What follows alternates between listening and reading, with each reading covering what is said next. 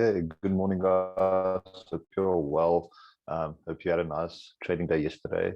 I'm doing analysis of yesterday, just going through the trades that I took and why I took them. Okay, let's just briefly do an overview of Nas, where it is now and where I think it's heading. So as you can see, I'm in a buy position currently. Not got the base entry. I really didn't get the base entry, and it's looking like very bearish still. I am expecting it to find support at this level, so we'll see what happens. If it doesn't, it breaks through. It's probably gonna break through to about 800. Yeah, if it breaks through 800, 12,800, it's probably gonna melt down to the next zone at about 600 or 700. It'll probably melt down to about 700. So yeah, so I suggest putting stops just like at least 12,800. For if it breaks through there, then you're safe till about here. But my buys will still be buys because we're creating higher highs, higher lows. So we can even come back to this region here and it'll still be buys because we're going higher. And I won't sell now because the only thing that's happening here is it's profit taking. So it's difficult to read this type of pattern. What you could have done is you could have looked at this pattern here as a mini head and shoulders, even this one right here. So market shot up, it created like this. Look at our curve this wicks are on the 1 hour. So that just means on the low time frames, it's creating this structure. So even on one of these candles, you could have gotten in, or you could have gotten in on this tweezer pin or tweezer top here. So this tweezer top just says that, listen, okay, it's creating a double top formation and it broke through, and you could have also gotten in here. Now this was a bit earlier this morning, so I missed out on these opportunities. You could have gone down on the 15 and caught an entry right here. If you draw your fib from the swing high to the low, yeah, exactly in our zone. So could have gotten an entry there and just rode it down. Now, yeah, I missed that one. Okay, so let's not make the video about today. Let's go to yesterday's trade. So yesterday we were around the zone right here, which is we want the market at 5 o'clock, 6 o'clock. Okay, so we were around this area here. Now, a lot of people expected sells because we had this, this drop, and now this is the correction, and now we should drop again. But what I was looking at was this was the impulse, and this is the correction. Now, I was expecting a correction a bit deeper. That never happened. So yeah, we never got a correction deeper, but it's all good.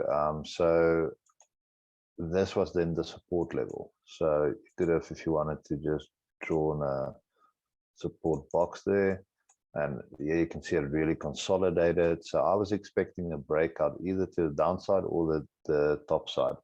Now, the reason I was actually more expecting it to the top side was because, again, this was the correction and I was expecting another impulse. So looking at this, I went down to the 15 and I saw that we had already created an impulse move in the morning, early in the morning at 3:45 in the morning. We created this impulse move on the 15-minute time frame. So that's a lot of liquidity coming in here. It's a lot of money pouring in. So these guys are already getting into the market early because they know what's happening. Now I was just looking for some type of correction to get in.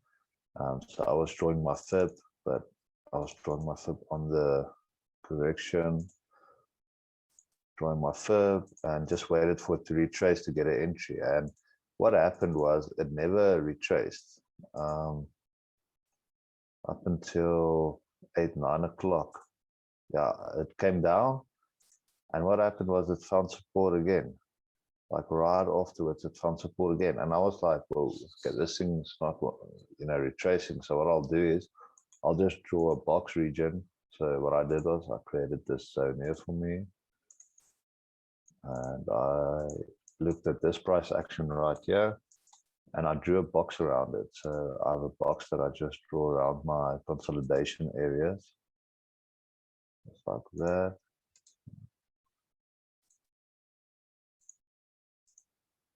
Okay, so it was something like this, my consolidation area, and so I was expecting a break to the upside now, but again, it's forming this, it's not coming down. So it's just kind of consolidating here.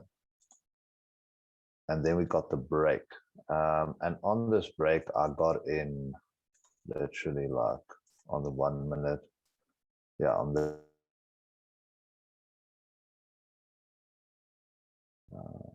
1 minute. Okay, so my order got triggered. I actually put in a buy stop order, which means that it gets triggered as the market goes into it.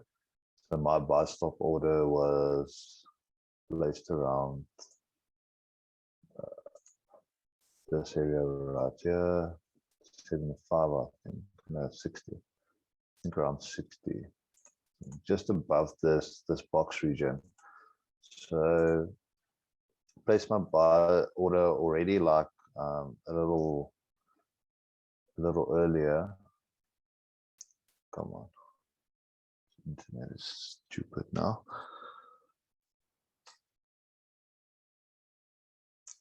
Yeah, so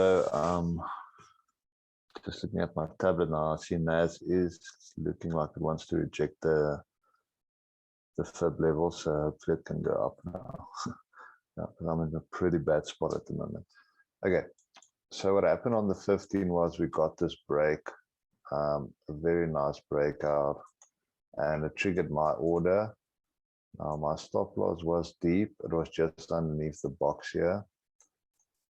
And my take profit one was about 500 pips right there. And then I also had a TP2 higher. TP2 was 1,000 pips. Okay, so what happened was broke out, triggered my order, and then it just kept on going up. Perfect breakout order. So 500 pips back with my stop loss to entry, and then moved. Yeah, then went for TP2. Hit TP2, and yeah, that was a good trade. So I didn't have more positions in. I wish I did, but yeah, I didn't have more positions in. That was a good trade for me. So then what happened then? Oh yeah, we looked at more trades later, or I didn't actually look at more trades later. I just told you guys that I'm looking for another retracement before going higher. And I don't think we ever got that retracement. There we got a retracement, and as you can see, buying pressure is a lot. Just because look at this candle again. It's pushing down, but it can't like close below the others. So what I'll do here again is I'll put a box region, but I put a box region on the wicks this time, and the close of the bodies. So like this. And if anything closes below or above, I take it, but I won't necessarily take a sell order here just because we going up now and we're breaking the previous all the previous resistance levels. So looking at that, 430 came.